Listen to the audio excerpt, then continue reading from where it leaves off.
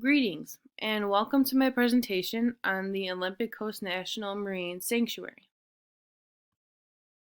To start off, let's talk about who and when these people came to the coast on their journeys. Starting with Juan de Fuca in 1592, who claimed he found a passage from the Pacific to the Atlantic Ocean,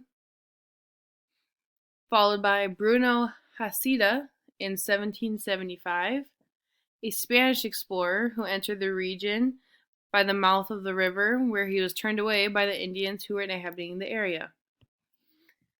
Then we have Captain James Cook, a Pacific explorer from the United Kingdom, who passed what is now known as Cape Flattery.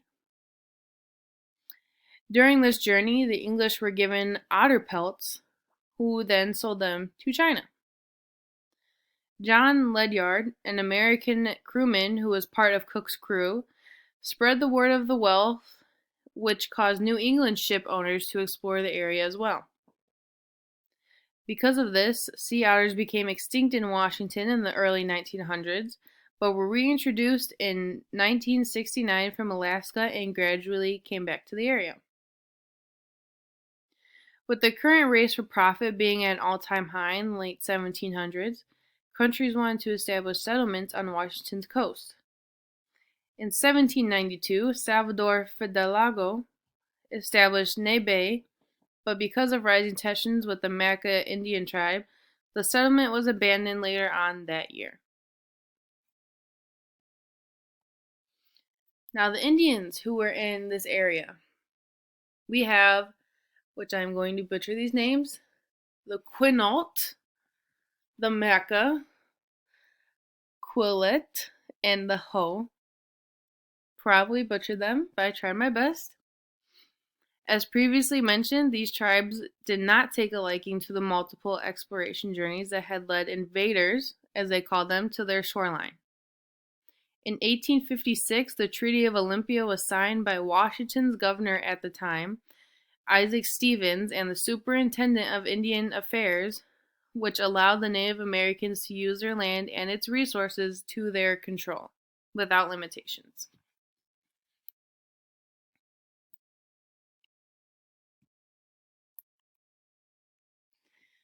Now, what it is today, the Olympic Coast National Marine Sanctuary, that was designated on July 22nd, 1994. As seen in the map shown, it stretches from Cape Flattery to the mouth of the Copalis River, on Washington's outer coast, with the size of the sanctuary being 3,310 square miles. The level of government over the area is federal, with the managing agency being NOAA's National Marine Sanctuary Program. The level of protection is zoned multiple use, which the Office of Coastline Resource and Management explains this zone being that some extractable activities are allowed throughout the entire site, but they must use marine zoning to allocate specific uses to reduce user conflict and adverse impacts. The IUCN category of the sanctuary is 5, which, as they say, is a protected area where the interaction of people and nature over time has produced an area of distinct character with significant ecological, biological, cultural, and scenic value, and where safeguarding the integrity of this interaction is vital to protecting and sustaining the area and its associated nature, conservation, and other values. Habitats above and below the surface of the National Marine Sanctuary. Major habitats within the sanctuary include intertidal zones, kelp forests, rocky reefs, the open ocean, and the sea floor. Within this vast majority of habitats includes many species, including 29 marine species, 86 species of seabirds, some being tube noses, pelicans, geese, ducks, eagles, and more, 44 species of fish, including salmon, tuna, flounder, cod, and others, 58 different types of invertebrates, and multiple species of seaweed and kelp, including black pine, bottlebrush algae, bull kelp, and more. Although this is a very vast and beautiful marine sanctuary, there is threats that have come to the area. As we know, climate change is an issue everywhere throughout the globe. Unfortunately, global warming's travesties have made its way to the Olympic coast. The area's biggest enemy when it comes to climate change is what is called the Pacific Decadal Oscillation. This occurs every 20 to 30 years.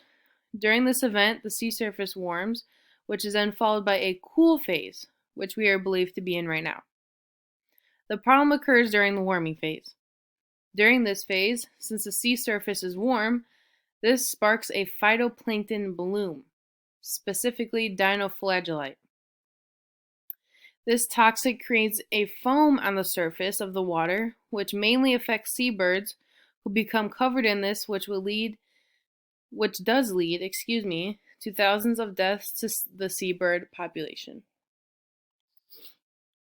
My recommendation in regards to this problem is to go with what the EPA has stated currently in their letter to the superintendent of the sanctuary in 2017 in wanting to release a discharge into the affected areas in order to decrease the negative effects of these blooms. However, in 2011, another problem was discovered by Washington's Department of Fish and Wildlife, who mentioned in their annual report that human disturbance and collectional of marine organisms has affected the rocky shores of the Olympic coast, which are home to a variety of species, algae, and invertebrates that call this shore their home. On the sanctuary's website, there is what is called, quote, tide pool etiquette, which is, to summarize, they provide the following requirements when visitors come and visit the area. Bringing a bag with you to pick up any paper, glass, metal, or plastic trash that you will find. Find footholds on bare rock when attempting to walk on them. You'll avoid stepping on the animals and plants that cling to these surfaces. If you want to peek under a rock, put it back the way it was when you're done. Leaving a rock, quote, belly up may kill any animals that were living under the rock, as well as any organisms that were living on the upper side of the rock. Refrain from building driftwood campfires, which can smolder beneath the sand for many weeks. Rough or excessive handling may hurt the marine animals. You should never force an animal off its spot. You may severely hurt the animal's limbs or their organs. Unfortunately, relying on the cautiousness of visitors isn't enough. I believe that the level of protection needs to be heightened. As mentioned previously, the sanctuary is a zoned multiple use. In order for the rocky shores to fully replenish, along with decreasing the risk of other species and/or habitats being negatively affected in the future, the sanctuary needs to be moved to a no-impact zone, which will allow human access in the sanctuary, but prohibits all activities that could harm the site's resources or disrupt the ecological and cultural services that the sanctuary provides. If the treaty between Washington's government and the Indian tribes must remain, I suggest limitations to be put on them in regards to how they handle their environment, similarly to how guests are required to handle it, which may mean limitations on what they take from these areas or how they fish, as well as how they treat the area. With this all being said, I would like to thank all of the participants in today's meeting for listening to my lecture on the Olympic Coast National Marine Sanctuary and the threats that the area has started to face in recent years, including the PDO and the mistreatment of the shoreline specifically. I hope that all these parties will be able to come together to an agreement that isn't in the best interest of us necessarily, but to our environment. Because we need the earth. The earth doesn't need us. Thank you.